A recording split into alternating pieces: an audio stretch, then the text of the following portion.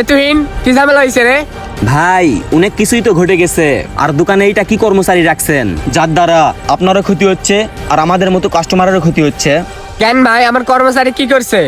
ভাই বিষয় হচ্ছে আপনার দোকান থেকে একই ব্র্যান্ডের দুইটা শার্ট নিছি, আমার বন্ধু একটা নিছে আর ওই ভাই একটা নিছে।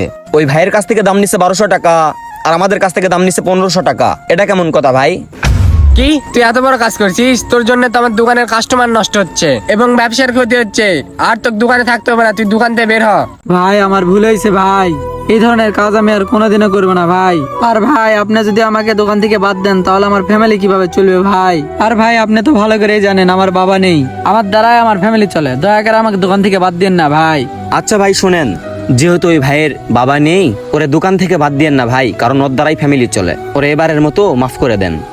আচ্ছা ভাই শোনেন, আপনি তো অন্যের দোকানে কাজ করেন, এই ধরনের কাজ করেন না ভাই, যাতে করে আপনার মান সম্মান নষ্ট হয়ে যায়। আচ্ছা ঠিক আছে ভাই, আপনার জন্য ওর আজকে ধরতে পারলাম আর আপনার কারণে ওই আজকে মাপ পাইলো। আচ্ছা ঠিক আছে ভাই, আপনাকে অসংখ্য ধন্যবাদ ওরে মাফ করে দেওয়ার জন্য। তো ভাই ভালো থাকেন, ইনশাল্লাহ আপনার দোকানে আবার আসবো। ভিডিওটি দেখে কে কি বুঝলেন অবশ্যই কমেন্টে জানাবেন, আর ভালো লাগলে অবশ্যই একটা লাইক, কমেন্ট, শেয়ার আর আমাদের